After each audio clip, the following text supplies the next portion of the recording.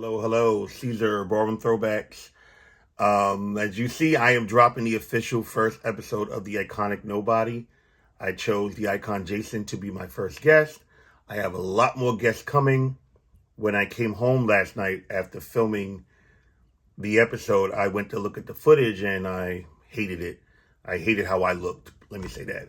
Thought I looked a fat mess. But I went to sleep, woke up with a whole different perspective, and I want to be as raw and as authentic as I can be on this journey.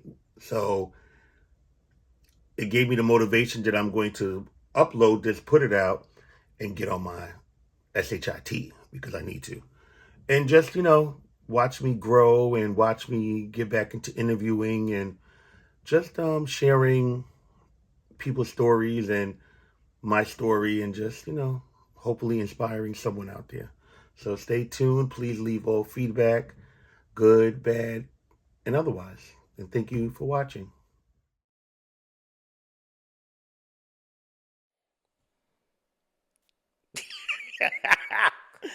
All right. Well, um, this is the official first episode of the iconic Nobody. Um, I came up with this idea. Well, I've been wanting to do this for a very long time. A lot of people, told me I should do this, that I meant to do this, I need to do this. But I've always needed to find the time and find the right time and make sure that it's going to be something different from all the other shows, Podcast. podcasts, vlogging, vlogcast, all those things. So I needed to do it at the right time. It's funny because I went through a few different first guests. You was always in my top three.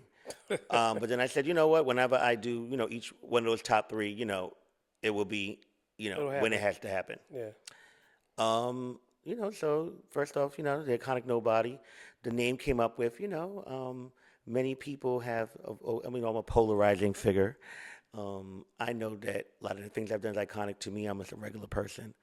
But it would just be fitting to call it the iconic Nobody. And to me, the name is very catchy and very, It is very catchy. The iconic nobody. yeah, So you're a nobody that's iconic. yeah, it's, I mean, I am somebody, Right, but, right. I'll take the iconic Nobody. I don't give a fuck.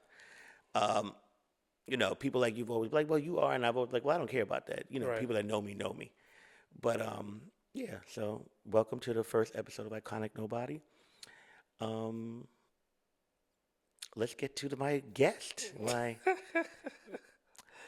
So this is going to be as authentic as it comes, as real as it can come. Um, this is my second time in your home in the last, um, 72 hours. yeah, 72 hours. Um, you mentioned quite a few times over the past, month alone. It's so funny I haven't been in, your home yet, your new home, beautiful home. Where you've Thank you. always kept, you've always kept a nice Nice home. house. Yes, yes, yes. Um, so first thing I want to address, um, our friendship has been very rocky this year. It has been. We didn't speak a lot of the year. It has. A lot of people don't know that. Um, We're not about to talk about that now, are we? I mean, we're gonna get as authentic as possible. Um, he gagged. I went right into that. Wait, hello? Yeah, we didn't speak a lot of the year. The difference between people that I hold very, very dear to me is I don't publicize those things, because I feel like those things are very private and doesn't have to be taken to social media. Bitch, you know me. It don't even have to be taken outside of myself and you or whoever. I don't. I like to keep it very, mum's Oh, the yeah, because word. for the record, he got very upset when I unfollowed him. Well, well, that you're skipping. You're skipping a lot of steps. It's fine. We're gonna get, we Okay. can bypass Good. some of that. Um. So this year for me has been a very, very one of the best years and worst years of my life. A lot of people don't know personally what I went through this year. Um, and it all started almost a year ago. So just to give a little feedback, a little playback. Um, Preparing for Coldest Winter 5. As you know, I've been throwing balls for years. You and I have had thrown a few All together. yeah. Been throwing balls for a very long time. You, of all people, know the energy I put into them. Yes. You know the energy I put into anything I do. And around January 14th, I was hit with a whammy that my date was taken. I've had dealings with the venue for a very long time. It was pretty much a month before the ball, and choices was presented to me to either cancel the ball, move the date, and of course, with a month out, I'm like, we cannot do that. Right. And from there, my life was a maelstrom, literally, from that moment on, for a lot of reasons, which we'll get into. So as you know, I know you were one of the first people I told about what happened. Everybody was in panic mode, what I'm saying? But, I said the show has to still go on. I convinced them to still do it, even though it was no fault of my own. I'm like, people already have travel arrangements, but we have to change the ball to the daytime, something that I, of all people, was not feeling. No, you were not? Because of I didn't actually mind the ball being in the daytime, but I minded the fact that it was a month before the ball. Right. So as you know, we have a very finicky, funny community. A very funny community that's used to things being a certain kind of way. And if, they welcome change, but if it's, they just. So it was a lot of pressure, unnecessary things that happened. But I did my all to make it work. Everybody kind of had to pivot. As frustrating as it was, I had to pivot. There was a lot of, money that was being given out, a lot of things. It was the first time the highest face category. There was a lot of things I was looking forward to. You was always judging the face category. I was. And in the week of the ball, you told me I'm walking. Right. I did. I told you the week of. And you were like, what? I was shocked. I was surprised. I was, okay, do what you got to do. You told me I'm no longer judging. I'm walking, and I'm coming to get this money. Right. Did you ever think that I was going to win? Well, I've told you this privately. Did I think you was going to win? No. Did I think it was impossible you winning? Never. Right. I'm Ballroom. Many people can say, and the point of this is to just put it all out there. I'm Ballroom. Bitch, you are Ballroom. Mm-hmm. You are Ballroom to the core. People can admit it or don't admit it. But you're Ballroom to the core. But it wasn't the first thing on my mind. It was like, okay, you're walking now. Okay, bitch, that was not the plan. You told me you were judging. Okay, now I got to figure that out and keep it moving. I got other things going on that take more precedence than that because it is what it is. Right. But you get paid so much on me like, I'm coming. You told me I am coming. This is mine. I'm manifesting. This is my shit. Yeah, I said it from the start. I said that. And it's funny because, again, me and Mia got that stuff together like 3 weeks before the ball. But, like, I felt it in my core, like, I'm coming. Because I said that I only had maybe 2 more balls left in my body. And I said that, like, the next time I walk, I want to make sure that I'm mentally, physically, emotionally, psychologically so determined and ready to give, like, that, like, ballroom energy. And, like, I felt in my heart, like, bitch, the time is now or never. So let's rock out. You told me that week, and it was what it was. So with everything that was going on with getting the ball, that a lot of people don't know, I had time constraints to have the ball done by because they had a big party that outbid me last minute that night. So it was so many things that was happening that I needed to, and I was just focused on getting it done to the best of my ability. The day the ball comes, anybody that knows me knows day of ball, I'm a wreck. I'm a tyrant. I'm a savage. I'm a nutcase. I'm a psycho. People don't even want to ask me questions the day of. Don't even bother. Everybody. But that day, for the most part, I was really good. Like, because I was just focused on getting it done, I can say. That's where my head was at. So the category happens. There's a lot of other things, but we'll get to the category. Category happens. I'll come out. I was like, all right. You look all right. Just done the fourth. I seen Exotic, I seen Giselle. I didn't actually really see when they first came out. I saw when they was like on the runway. I was like, okay, they are punishing. And then, each team coming out. I'm like, all right, the energy in the building definitely changed. That energy in Ballroom, bitch, when you... There was a certain kind of magic on that floor that night. Like, and I'm really glad, like, I won. But at the same time, too, I'm glad that I was on the floor. You're skipping. I'm not skipping. No, I'm telling you about my experience before you get to yours. I mean, well, are you interviewing me or are you interviewing yourself? Well, it's a conversation. Oh, okay, great. No, I want to set the tone of like what was happening. Gotcha. So, it's like a certain energy, Jack, just the way that the call outs and everything. And, the point of the category, you had to have the face cards. And then from the face cards, you had to be a battle annihilator bitch. Giselle looked absolutely OVR. And I mean, everybody for the most part was sitting. I can say something really good about everyone, whether from the look to the attitude to the presence to the all around. I can say honestly, truthfully, something good about everyone that walked for me. So then it came down to the battles, and what I will say is that I know you've been walking ball since 1999. This marks your 25th year in Ballroom. And what I will say is that me knowing you and seeing you that night, we're going to get to this part. When you was battling, bitch, you wanted it. I felt it. You gagged me each time. To me, that's Ballroom. Your attitude was punishing. It was serving. It was unbothered. I gagged. When you was getting each one, and then when you called out Whitney, it was very Ballroom. It was like, bitch, the energy went up. I felt it. Then when Giselle, after you got Whitney, when Giselle tapped you, you gagged. Yeah, I did. After that, you was in the side, and I said to you, I'm like, you said you had the face cards you had, and I'm like, you gagged when you liked how many face cards you had, and you said to me on the runway, you was like, I still got the most face cards. And then when it got done, you just, I'm like, girl, she already got you. What you going to do different? Right. And then, it's done. It's done, yeah. So I'll never forget that I had turned, when y'all was battling, whatever it is, the second time, I had turned for a moment.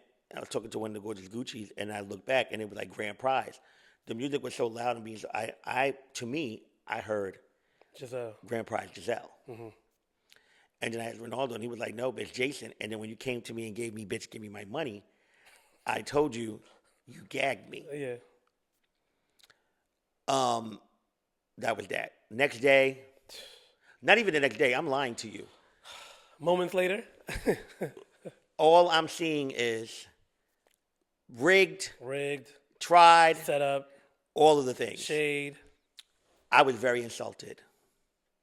As you know, I've given many a balls. Every year I try to outdo the last one, try to go all in. And never would I have thought that those type of things would be said. I had no control over who the judges was picking. It was what it was. You know what I'm saying? The judges sat where they sat, and they voted for who they voted for. What I will say to this moment, and I'll say this because I've never spoke about it on camera, is that was Giselle sitting over you? Yeah, of course. She looked gorgeous. Do I feel like you deserve that money? Yes, I do. If I had $50,000, I would have gave it to both of y'all, to be honest with you, additionally, because I think y'all both were sitting. I think that y'all would have been a sitting team. Truth be told, that's who I asked to be my partner, but she already had, asked somebody else. I think that y'all both the most gave, I want this money. What I also feel is that ballroom is not sometimes about who looks the best. It's about who's ballrooming the most. And when I say ballrooming, to me, you was just on it. You wanted it. It also gave bitch like 25 years, 25,000. It's the culmination of my time. Sometimes ballroom, unfortunately, for those that do not understand, sometimes ballroom is not just about that moment. It's about the culmination of hard work, of perseverance, of determination, of just pushing through. And not to mention, the thing that kind of really bothered me, because people don't really know how you go at it with a lot of things, and we go back and forth. They don't really know. I have strong opinions. You have strong opinions. We talk about it and keep it moving. But, however, people have to understand that wasn't the first time you won a ball. No, it was not. You won many a balls. Many. And maybe people have had opinions about it, Right. about whether you deserve to win or not. Right. But the point is, you've walked balls, you won balls. I've lost balls. You've always been a very polarizing, very controversial figure. Let's just be honest. You've always been outspoken. Your mouth has gotten you into trouble. Yeah. Your mouth has afforded you opportunities, lost opportunities.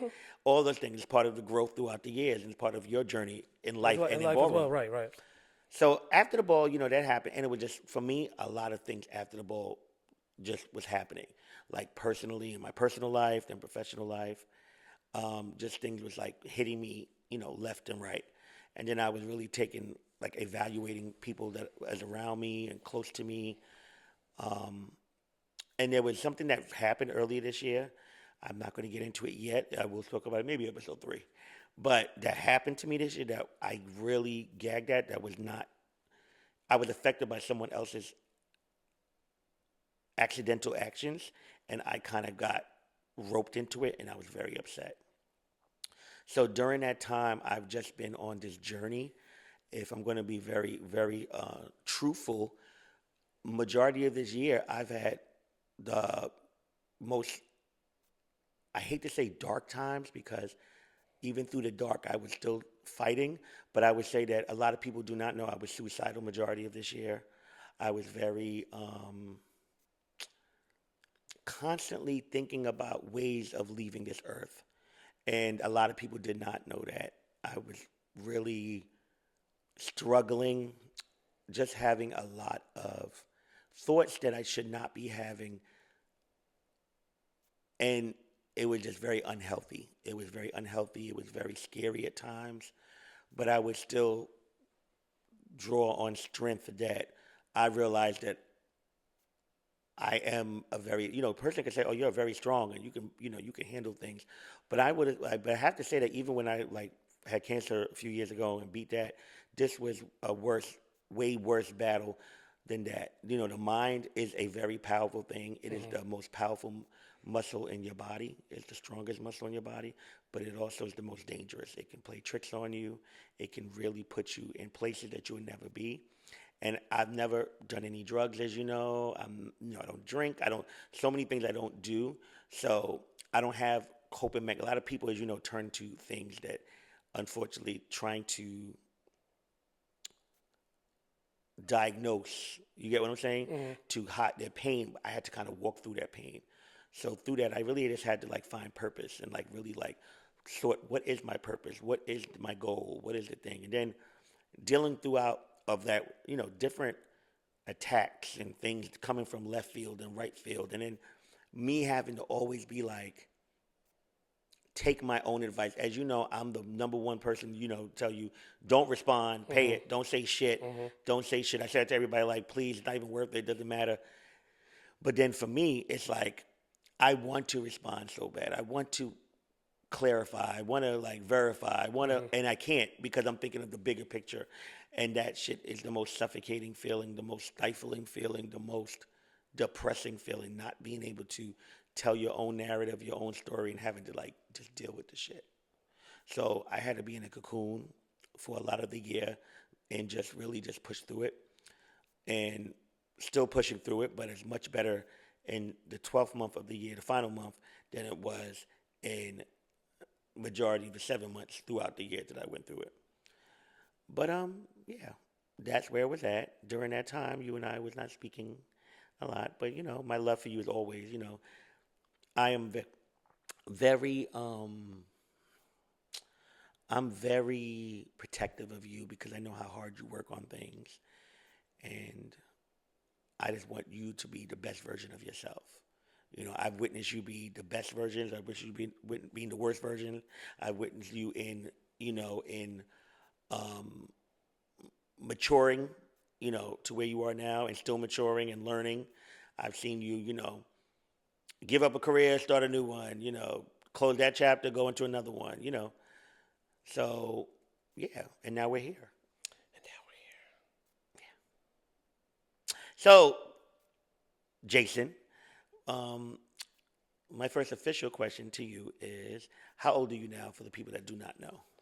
I will be turning 42 in 60 days. Okay, 42 years old. No, 41. I'll be turning 42 in 60 days. All right. Okay, 41, going on 42. 41.9. You came into the ballroom scene when? My junior going into senior year of high school in 1999. Okay. What would you say in the last 25 plus years now has been your biggest lesson and biggest takeaway From Ballroom? from Ballroom? A lot of relationships are transactional. do not take it personal. Um,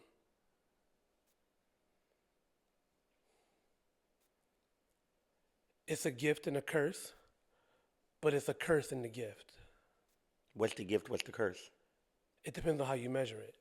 I think that when you look at us participating in this ballroom scene, you learn a lot. It's a crash course on life. It really prepares you for a lot of different rooms and opportunities that you create for yourself, which can be a gift. But then the curse is we also learn a lot of behavior that you have to unlearn when you move into different spaces. So I have learned, unlearned, relearned, new learned through and through over these last 25 years. And I'm able to take the good things that I thought were good that end up being bad and then relearning them a specific type of way and apply them in my life so that I have a great balance. Because that's the ultimate game of ballroom. Ballroom is about balance. And if you don't have balance in life with anything that you do or participate in, you'll get caught up. So let me ask you this. How long would you say it took you to get that balance? I would say it took me about 10 years to understand the balance. About 15 to actually activate the balance. No, seriously, like it took me about 15 to actually activate the balance. And then once I was able to activate the balance, I stopped taking things so personal. I will say that there are things that have happened that I did take personal because I value relationships, I value people. I am a pleaser, sometimes guilty to a fault. And in me wanting to please people, I was not pleasing myself. I will go into situations already knowing the outcome, but I will go because I'm still looking at it from a different perspective and a different angle, trying to understand like, maybe not. It'll be different because it's me. And once I was able to walk into those lessons 20 years in, no. Okay, so let's take it back to that night for a minute. When you won the $25,000, how did you feel in the moment? How did you feel afterwards, and how do you feel now? If I could be honest, I was gagging. I've said to like Chipper and Kevin, we had a lot of conversations that night. Me battling Whitney, if Giselle would have beat me after that, I didn't care. Because in my mind, I beat Whitney.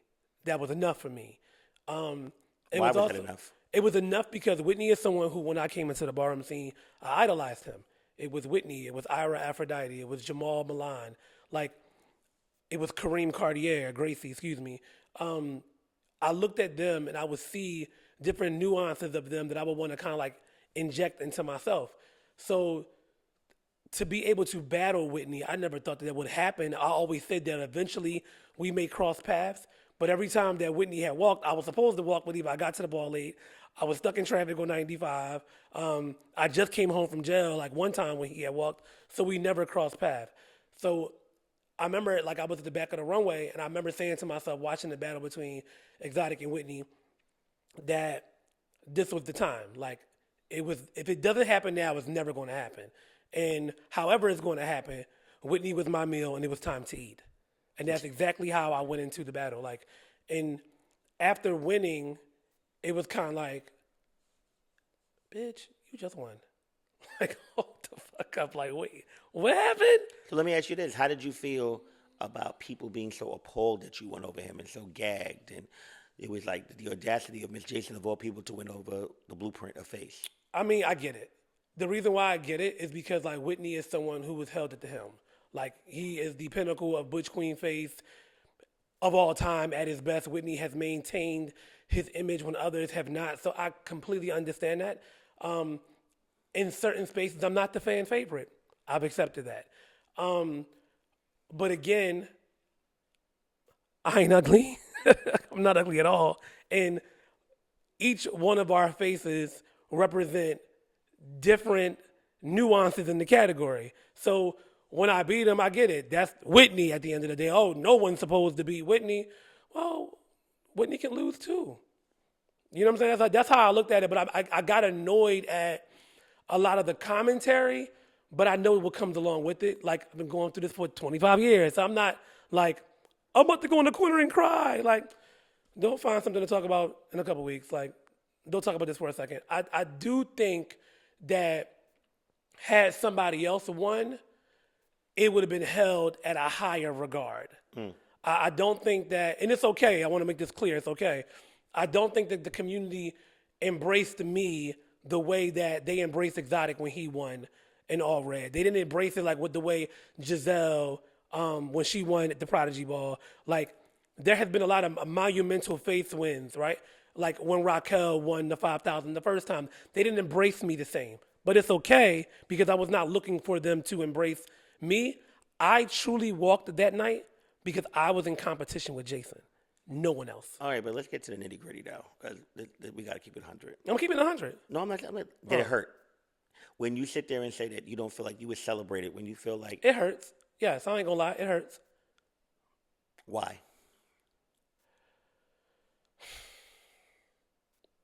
If I could be honest, no, I'm not gonna say if I can be, I'm going to be honest. I feel like out of the face icons, out of the face legends, because I'm an icon in Ballroom, right? I feel like I'm probably the most disrespected. But I have more trophies, more moments, the impact, the consistency than a lot of their favorites. For 25 years, I may have taken 2 breaks. 2. Every time I go away, I come back even harder. It's documented. Whether they felt like I should have won or not, I won. The receipts are there. I know that no matter what, every Butch Queen face battle throughout the last 25 years, through 5 different generations of face, I'm in the conversation. And somehow I'm in the conversation. So, but let's get to it though. When you sit there and say you're the most disrespected, do you think that is linked to Jason is too outspoken? I'm gonna tell you what it's linked to. Jason is too outspoken. Jason is too opinionated. Jason is shady. Jason will chop. Jason don't see. Do you think it's because of that? Yes, it's because of that. Because Jason comes from a place of honesty, so a lot of people don't like that. And when I think and I look historically through the category, there were times when people didn't see Stewart. There was times when people didn't see Tony. Chicago. There were times that people would read and say a bunch of different things about a bunch of different people. So I'm no different. But at the same time too, because it's me, because I am unbothered, because I am no nonsense, because if I don't see it, I don't see it. And that's just that. It's not like I dislike you or I hate you. I don't know you. It's just that what you're presenting in front of me, I don't see in this moment. And that's just that. Are there any times where you look back where you maybe did chop someone or was honest, that you could have handled it better, did it better, spoke about it better? There's no correct way to do a chop, right? Now, I will say that there are times because of my learned behavior that the essence of the chop, the grandeur of the chop, stings more. So maybe it might not have been so grand, but the era of Ballroom that I come from, all chops were grand, all 10s were grand. So it's not like a thing, but it's a thing, and I get it. As I've gotten older, I get it. So yeah, maybe I could have just chopped and that been that. Maybe I could have had, I'm very facial, so I make facial expressions. Maybe I could have had glasses on so that way you won't see what I'm really thinking. Because sometimes, it's 2 ways with me. Either I'm making a face because I'm getting into what you're selling me, or I'm making a face that's like, I don't really know. Hold up, let me give you a chance. But I know a lot of times when I am judging, I'm usually the first person they come directly to. They vogue to me. I think it's silly, but I get it because there's a certain standard that I've placed while judging that, everybody's like, oh, Lord, Jason's on the panel. Oh, Lord. I mean, they've been saying that for years now. Like, I remember, at one time, I even think that it's the key that I get shady as Butch Queen of the Year because I personally am not really shady if you really know me. It's just that I'm not shady. If you really have a conversation, a lot of people don't have conversations with me, and when they finally do have a conversation, they're like, yeah. "Oh, you're not as bad." No, it's a rough exterior.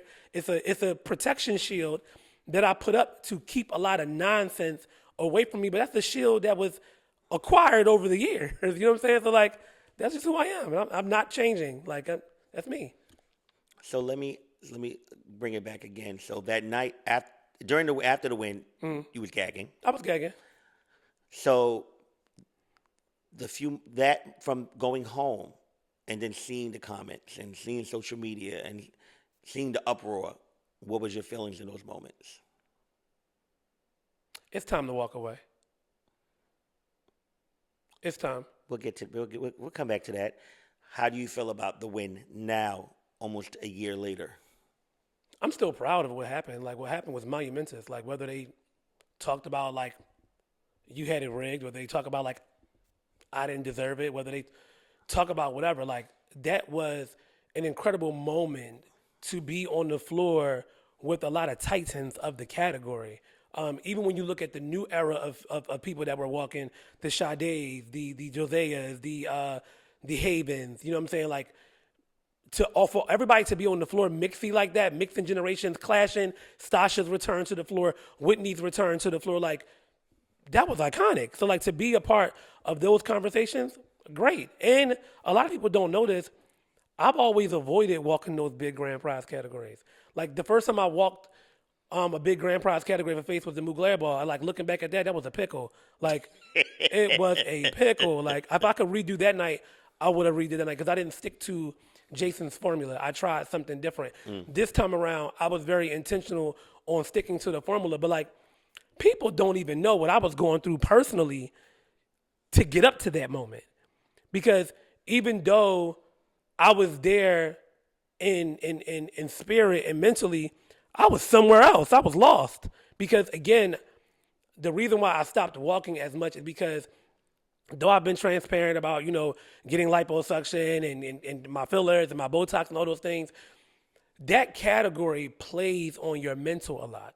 And it plays on you and it makes you feel, no matter how confident you are, there are certain times that we do not feel like we have faith because of the standard in ballroom. So for me, it was about getting back to that place. And then, I'm sure we're going to get into it, but I was also coming from a very big breakup, and a breakup romantically and a breakup with my chosen family at the same time. So I was going through a lot, like a lot. I was also, I moved from Philly. I was living in Atlanta. You're jumping the gun, baby. I'm sorry, but I'm just rolling with it. But like, so it was a lot I was dealing with getting up to that moment. And yeah, like looking back, like of course I'm glad that I walked. I'm glad that I was on the floor. Yeah, like I'm not like, damn, I shouldn't. I wish somebody else would have won, so I wouldn't have to deal with this shit. Like I think it was a perfect exit. Exit. Okay, and on that we'll come right back. Ballroom Throwbacks, known as BRTV TV, has been documenting the ballroom culture for over 25 years. It is the leading visual gateway to the underground magical ballroom community. From VHS to DVD to moving over to digital over 15 years ago, the main goal has always been to showcase the history from the past to the present for the future. Make sure to check us out on YouTube at Ballroom Throwbacks to view and relive all the historical content and moments. Please don't forget to subscribe and stay tuned for more to come. Okay, so you just talked about an exit from Ballroom. Let's talk about the things that you said that you was going through. So, relationship. Tell us about that. What made this relationship impact you the way that it has?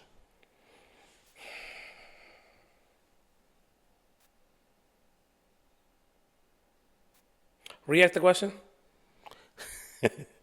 What made the relationship you just spoke up, the breakup, what made that particularly impact you the way that it has? Because it was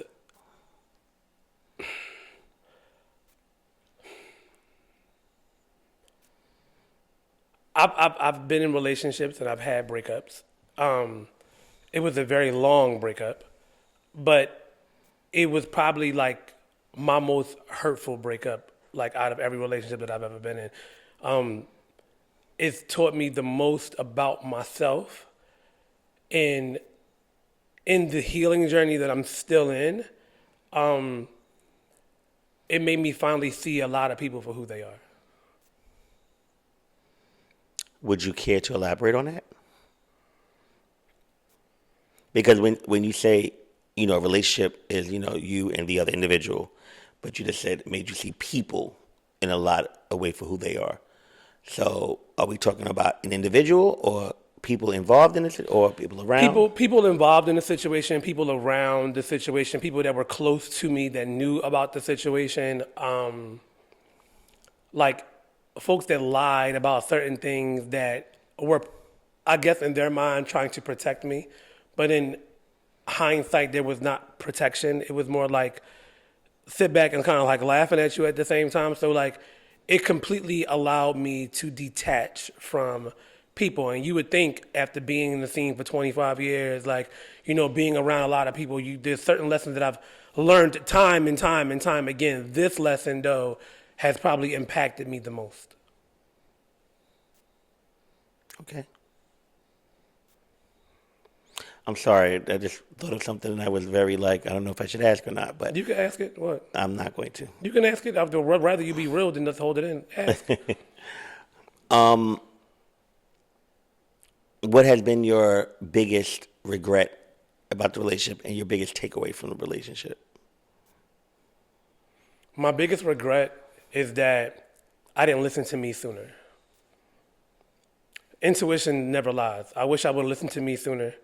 The biggest takeaway is a person can love you, but it does not mean that the way they love you is the way that you should be loved. And a lot of it comes from understanding your own self-worth and how you love you. Because if you love you a certain type of way, you're not going to tolerate certain shit. And I can say that at that time of my life, I thought I loved the fuck out of me, but clearly I didn't. Okay. Where are you at now with loving yourself? I fell back in love with myself. I know that like living in Atlanta, I moved for opportunity and ultimately because of my relationship. Like I wanted to be closer to the individual. And there were things that happened in Atlanta that were great. Like I got into IATSE Local 798. I got into Union. I was able to work on different TV shows and movie productions.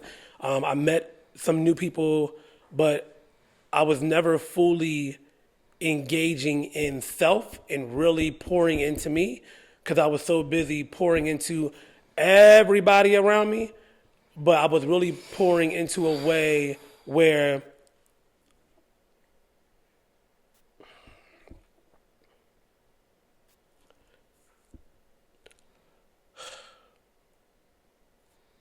there were times when I was living in Atlanta that it got extremely dark for me.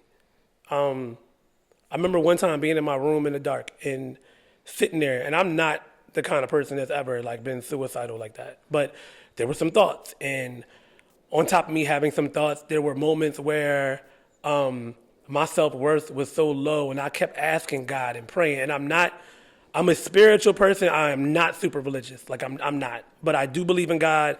I do believe in a higher power. I do pray, but I'm not someone that like fellowships at church and goes to church regularly. I'm not that person. But I could not hear God's voice. And it was very scary for me. And I remember like sitting in the dark and my room was black. I had black wallpaper, black bedding. Like I was, just surrounded by all this darkness. And, I tell him this often, but if it was not for Day-Day, I don't know if I would have been able to come out of that darkness because he ended up flipping something on me that I ended up telling him when he was going through a breakup one time. And he was like, Jason, remember, I was sitting on your couch and you told me sometimes you got to just sit still.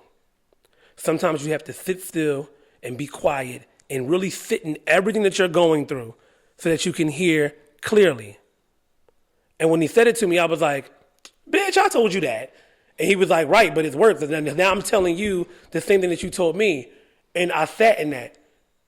And I sat in that for a couple of days. And during them couple of days, I started watching people all of a sudden surround me.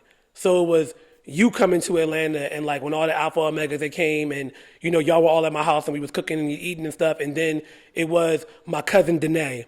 She called me on FaceTime. She's like, I don't know what's going on, but I'm feeling your energy. I'm flying to Atlanta. She came to see me. My cousin, my other cousin, she flew from Korea. She came all the way from Korea to come visit me in Atlanta and take me out to dinner because she was like that. She was in Korea and she was watching what was happening to me on social media. She knew something with me wasn't right. So like God started sending all my angels to kind of hover me. And it was also like Misha. Misha helped me get through this in a way that was so profound that it ended up pulling me and her relationship like closer together. So like in those things that was happening behind the scenes of me preparing to walk the biggest ball of my career, it was a lot. Like it was a lot. Like even when I look at myself that night, though I was sitting, I was small as hell. Like I ain't been that skinny in years. But though yes, transparency, everybody knows I was on my Ozempic, but a lot of that was stress weight. It was stress. It was stress. I was unhappy. I was miserable. I felt like I hit a brick wall when it came to like my career. It was like so many things around me I could not control. And I can admit I'm a control freak. Like I like to be able to control everything that is around me directly. In that moment, I had no control over nothing and was just like, fuck it. Ozempic, fillers, Surge.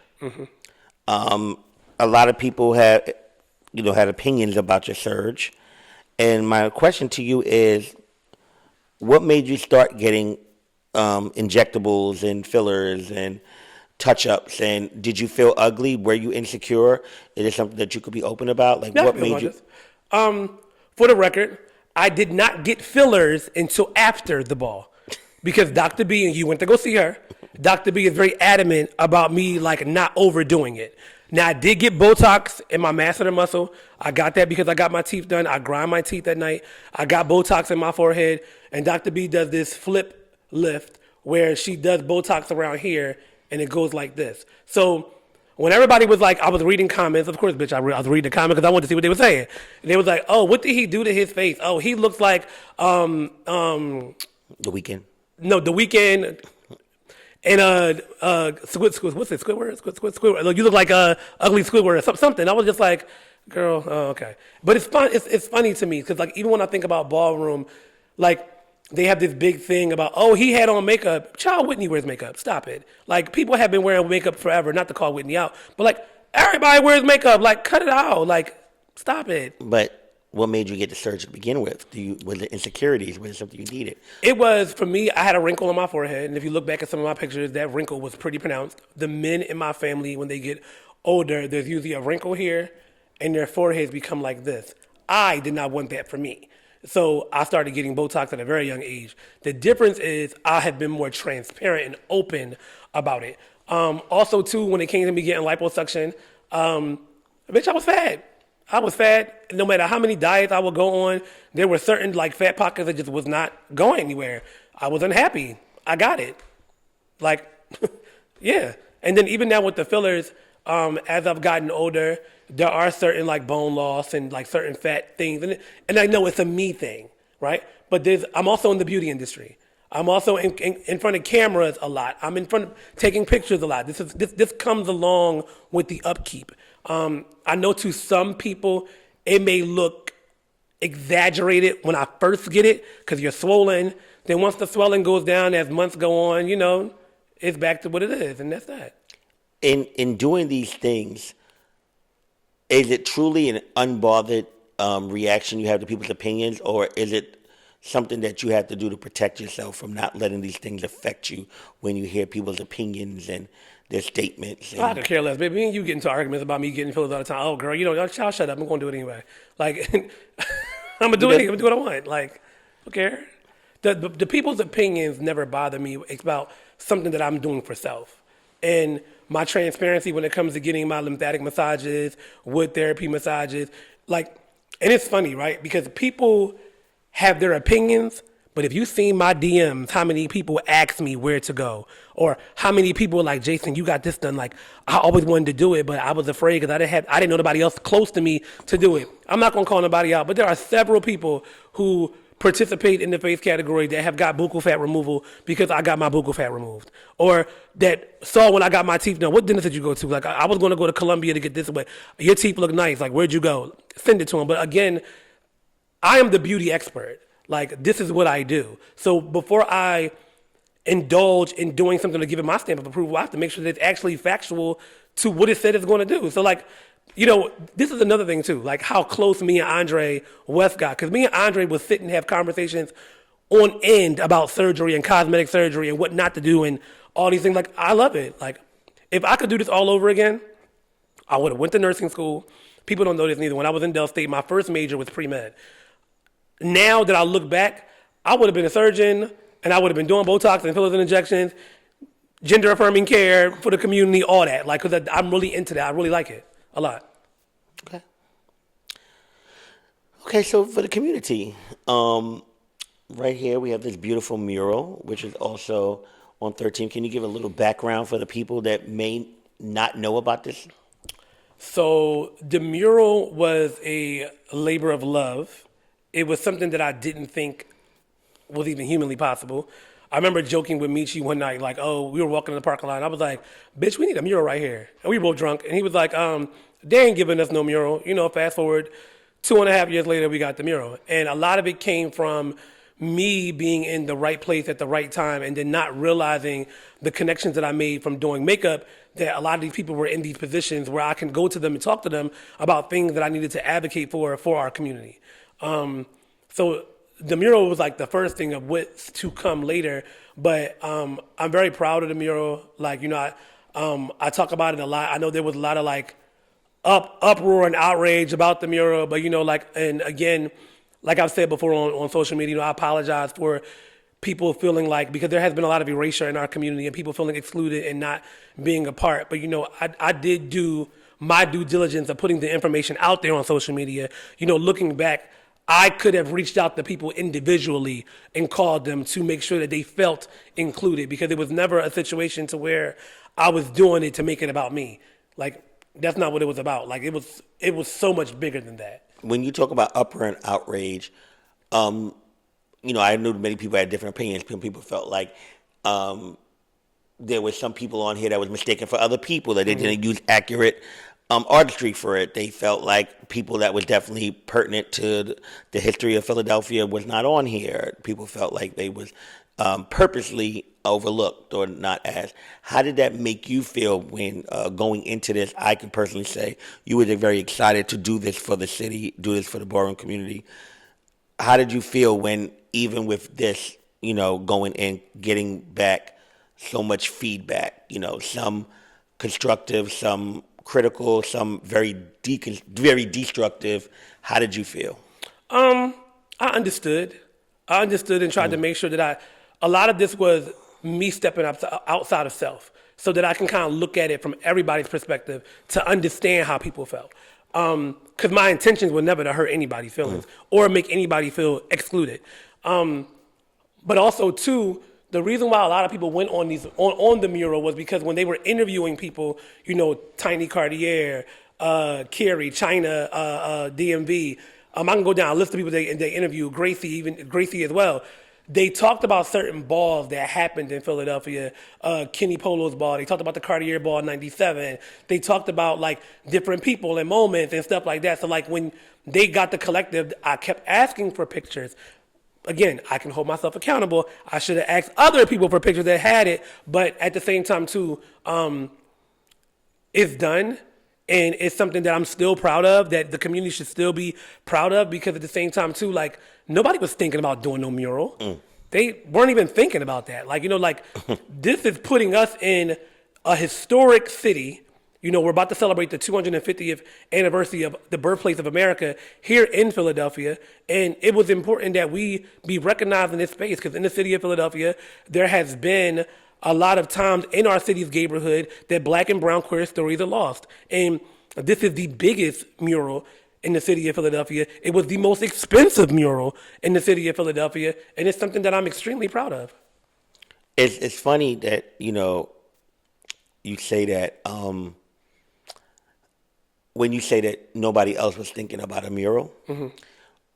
My problem with that, where I empathize with you in regard to this, is that this community, because so many bad things has happened and it's been worked and turned so many times, it's always, I notice every time something great comes to the community, it's always it's never a real celebration. Right. It will be a very small mini one at first, and then it's all the negative Nancy's and naysayers and, pundits that come out. I watched when they did it with Pose and with Legendary, and even when they had the small show that was on Vice. Right. My House. My House. And when I can just go to so many different things. Of course, even with me, Ballroom Throwbacks. When we get to the segment, you start asking me questions, we'll get into that. So many different things that people always. I remember with Pose. All of a sudden, everybody wanted to be actors and not understanding their role, not understanding how it is being an extra on set, not having set decorum. Right, because set decorum, or not understanding and it's funny, I just seen a post on Facebook the other day, and I think something must have happened with Lego and then when it comes to money, but a lot of folks don't understand 30, 60, 90. Net 30. Net 30. They don't understand how to do an invoice. They don't understand a W-2. And even when it comes to stuff that I've been doing in the city of Philadelphia, I always make sure that I kind of I have my bubble of people that I stay with because they're professional, they're on time, they submit their invoices, they understand about their W-2s, and I teach them these things so that way they understand, because a lot of folks in our community don't get it. I think that a lot of it comes from our ego and elitism in Ballroom, where they feel like they're the grand maha, that when they walk into these other spaces, you're not. You got to start over again. You got to be at the bottom of the totem pole and build your way up in that space. And though these stories that they're talking about is about us and we are from the community, at the same time, too, it's not our program. But playing devil's advocate, too, we have to also remember and realize that there is lack of education in regard to these things.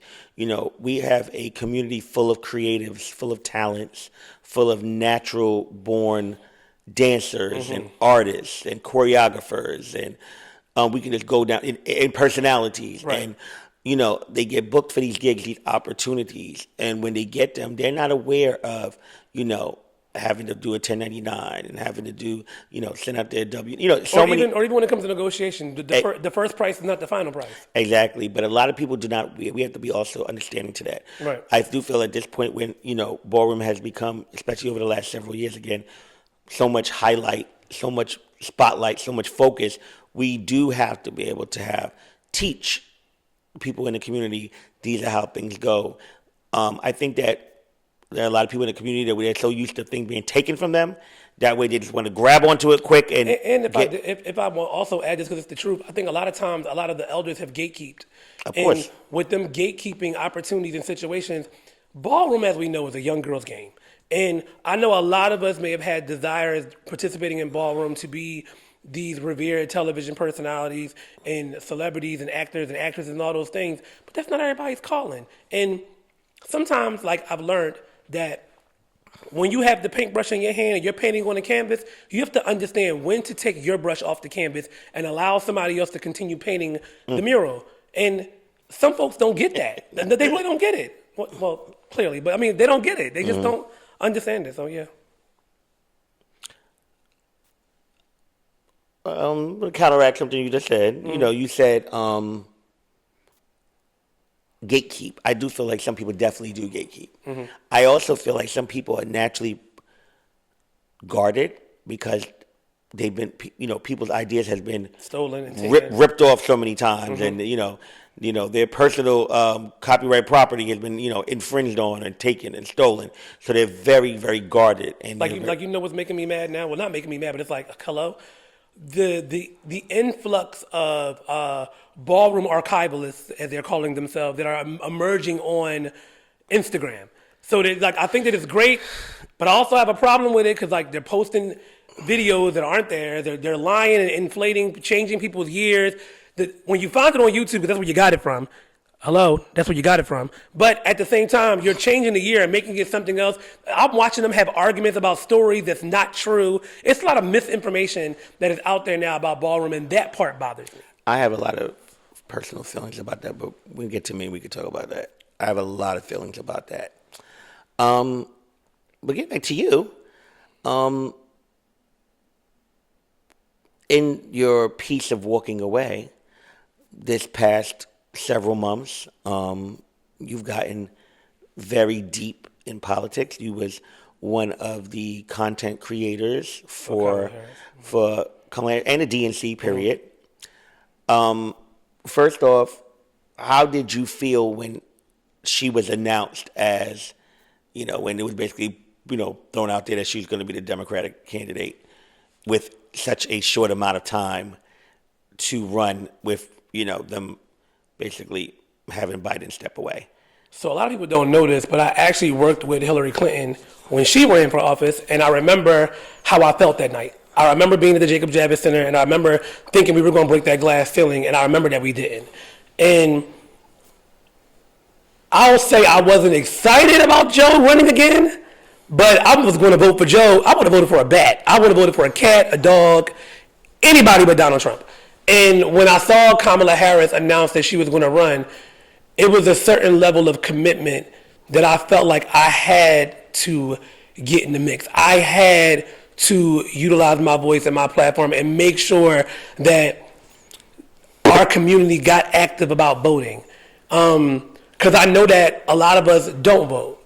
And I know a lot of us have so many programs and grants and healthcare and gender affirming care that we would lose if we did not get it together and get out there to vote. So, ironically, I was online one night when I first got back, for transparency, when I first got back to Philadelphia, I ain't had no job. I was still on the quest of trying to figure out what my next chapter would be.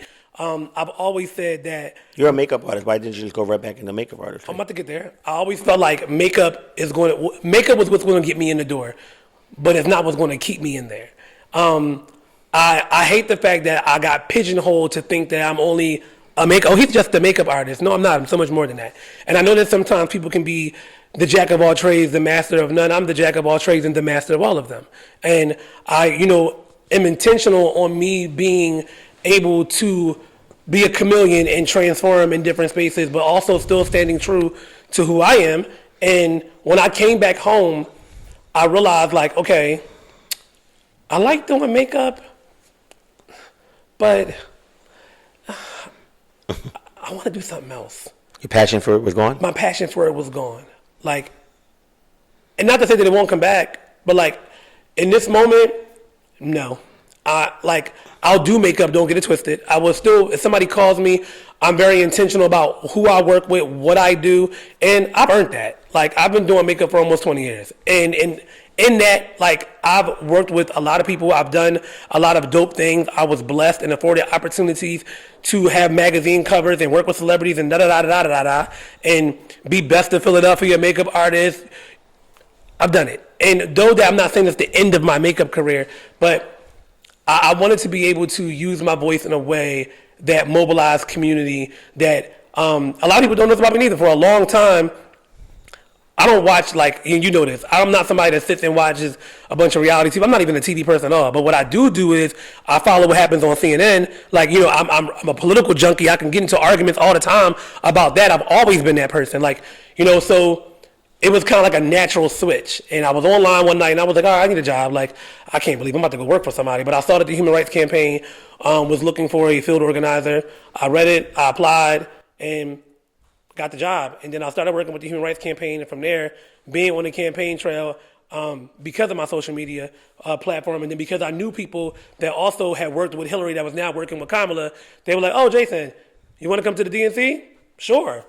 And then when I got to the DNC, my objective was I had initially submitted for a ball to happen in Chicago during the DNC, because I think that a lot of times they forget about the ballroom community, and even us as a community needs to create a ballroom voting block or create a ballroom pack. I'm opening my mouth, somebody's going to take my shit. But, these are the things that we need so that we can start endorsing candidates that also support ballroom initiatives. And I don't think that a lot of times we recognize the strength that we have in this voting block. And I know the ballroom community maybe 1% of the queer community, but it's still 1%. And then when you think about the people that are allies and accomplices that are part of ballroom, we're a larger voting block. So in all that to say, working on the campaign was amazing. I was able to, be Jacen and build new relationships and meet new people, and a lot of people in spaces that I was in, they already knew who I was. So it was kind of it was like an easy gel. It was like an easy gel, yeah. How did you feel the night, going back to the election night, as states was turning red and things was coming in and all the counties was reporting. How did you feel when the winner was announced that Donald Trump was reelected? Damn, bro. Damn. I went through a period of like, did I do enough? Did I do enough? Did I knock enough doors? Did I hold enough community engagement events? Did I do enough phone banking? Did I do enough? And then I realized, no, you did enough. This is what a free and fair election looks like. The winner may not be the person that you want. But I tell you what it did do, it put more of a fire underneath of me to make sure that I stay actively involved locally in the city of Philadelphia when it comes to politics and understanding, what our local state reps can do, what our local state senators can do, the power of the governor, even though these are things that I already knew, but it's still walking into new terrain and getting people to understand me as, yes, I'm in the space as a creative and as a makeup artist, but I'm also here as a content creator and a constituent that cares about, things that are happening in the LGBTQ plus community. So it was important to understand all of my nuances of who I am as the shades of Jacen can fit in this space. And yeah, there's still work to be done. Do you feel now, with her only having 107 days, looking back, especially, we're, almost 2 months away from the election, do you think that she really had a chance to win? No, because I feel like she did not have a chance to separate herself further enough from Joe Biden. And I think that because certain things, and I want to go on record and say that I don't think that Joe Biden was a horrible president. I think that when he was given a deck of cards and he had to make the best deal. And in that, there are a lot of things that Joe Biden and the Biden-Harris administration have accomplished. But I just think that when it came to a lot of things, especially the war in Gaza, primarily the war in Gaza, I don't think that she was able to separate herself from a lot of issues that were underneath the overall administration. I will say that I hope she's not done, but I also understand. I understand. And I understand because, being in the spaces, in rooms with people that have been working closely with the campaign, that was a lot for a person to endure in 107 days. And she gave it her all. She gave it her all. Did you ever think, when looking back, in just Jacen, that you would be, of course you've been doing celebrities makeup for years and things like that, but you're standing next to them, campaigning and protesting and out there with them, and y'all are out there. I mean, you and Kerry Watt, all of it, you are with them really, because y'all are out there on the bricks for the campaign. Did you ever think that would be that? Yes. I did. Okay. Only because I remember when the protest was happening with George Floyd, and I remember I would get out the house, I would get on the bike, and I would go downtown, and I would be out there protesting. And I even remember when the shooting happened in Orlando, we had a big mural here, and not mural, we had a big rally here at City Hall. I went to that. I was active in that. I've always been really heavily engaged in stuff. So no, it wasn't a shock. I think what was a shock for me was I go through this sometimes when I have imposter syndrome. It's almost I'm here, but am I supposed to be here? What's going on? Bitch, what's going on? Hello? So I went through that a lot, but then I also realized that no, I'm where I'm supposed to be. And, God is opening doors for me. And I asked him, look, God, I don't know what you got planned for me, but whatever you got planned, I'm ready. I'm ready. But, ultimately it was up to him, and he decided when he was ready, and then he pushed me in. So, yeah, here we are. Right back.